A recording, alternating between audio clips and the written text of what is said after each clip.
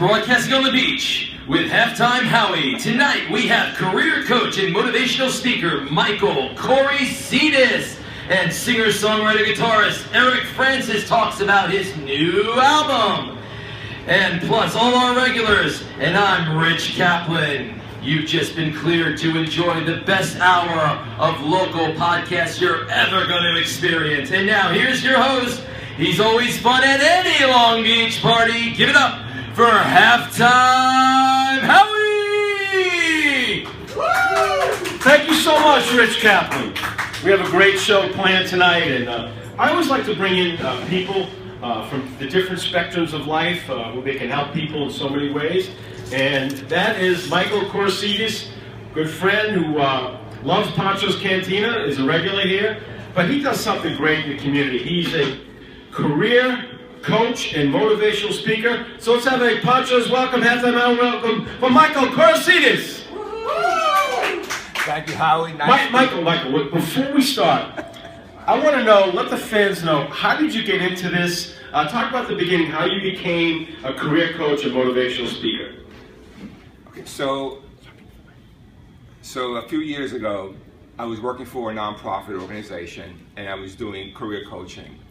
And it came a time where I had to make a decision whether I wanted to go on my own and really become my own business person, my own career coach, and my own consultant. And I decided to leave where I was and to just start to build my career coaching. There's a great need out there. Employment right now is really an all-time high. I know we get messages that it's 5% or less, but the reality of it is 20-25% people are really unemployed.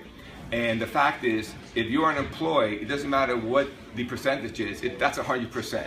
So I decided to go on my own, become a career coach, self-improvement career coach, motivation speaker, and really help those people based on my 7 steps to employment success career building seminars. And that's how I got into it.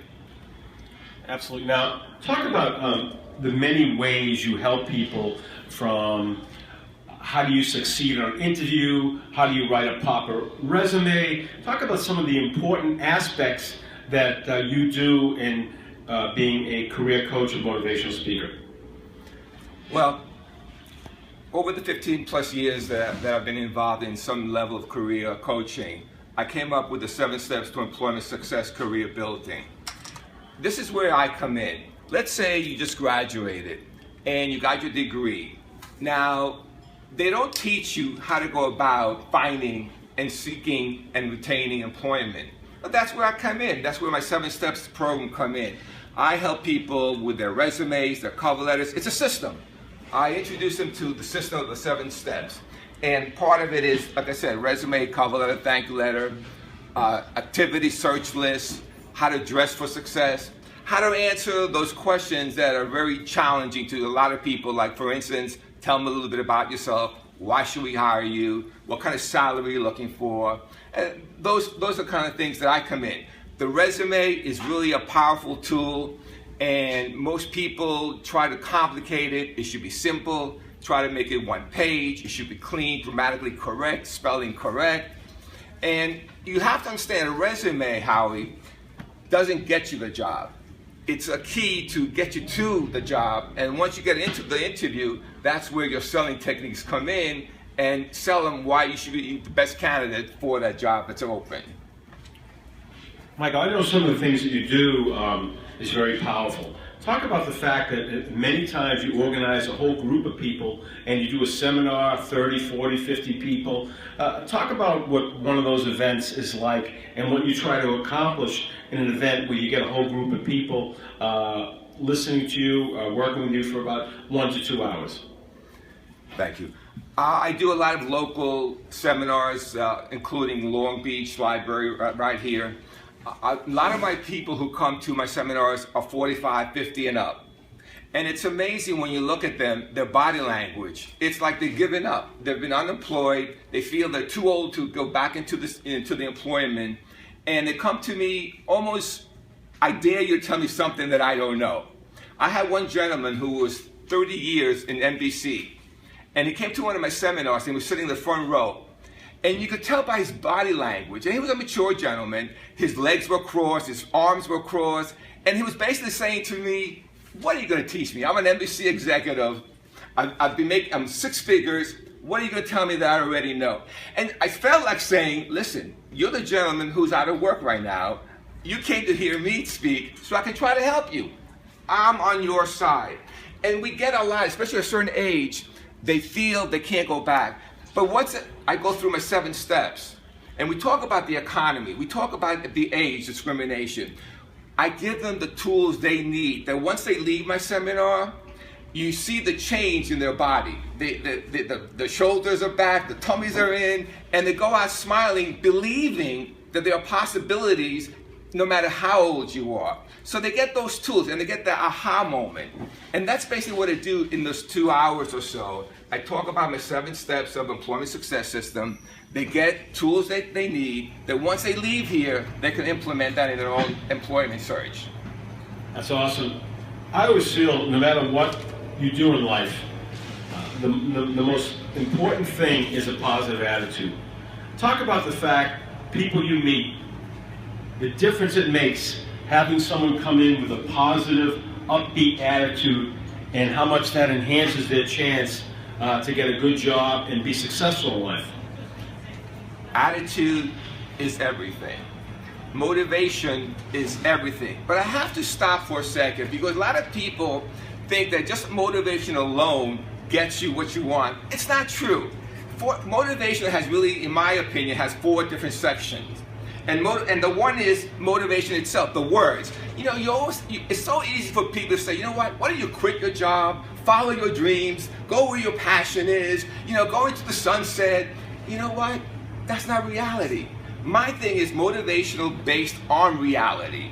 In other words, if you can't, not everybody can just leave their jobs, leave their 4 kids, 5 kids, you know, and what if their wife is unemployed or their husband is unemployed? They can't really, so no matter how much motivational you say, those are simply words. So that's number 1, it's the motivational aspect, the words. The second one is, you have to have a vision, a goal. What is it that you want? And it has to be specific. Don't tell me you want to be rich. Don't tell me you want to lose weight. Well, okay, that's really nice, but how are you going to go about doing that? The third is, create a plan of action. Most of us don't succeed in life because we don't have a plan of action. We don't have a compass. You need a compass to get from A to B. And once you develop that plan of action, most people fail again because they don't execute that plan of action.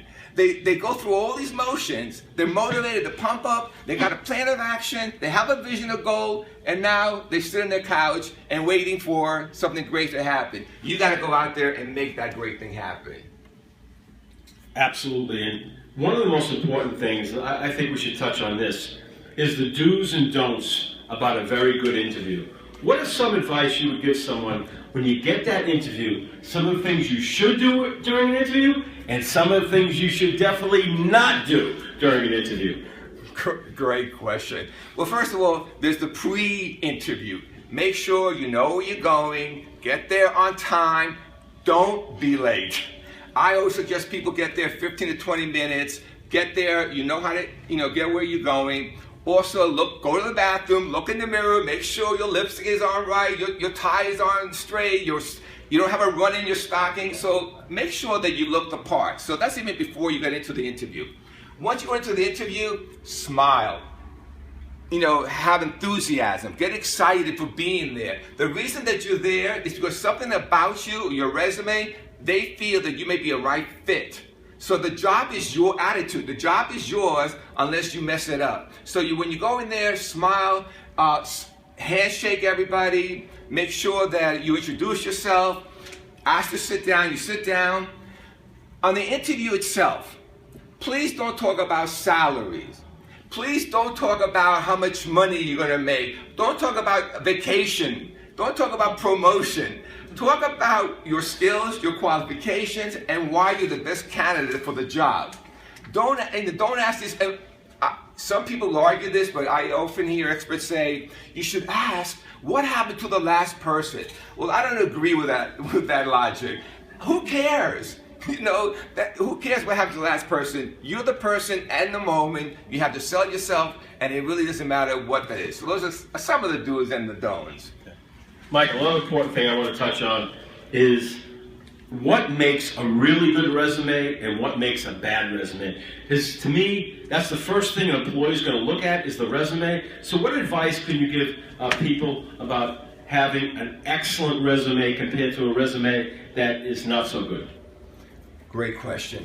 You can ask 10 resume experts and you'll get 10 different opinions. So please understand and realize that. I like to keep it simple, KISS. So I suggest to my clients 1 page is possible. I know people are very tempted to make a laundry list, but that's not what a resume is all about. Don't go past 10 years for the most part, right? So that's number 1. A lot of people put reference upon request. You don't need that. That's like a filler. A lot of people do that. You don't need that.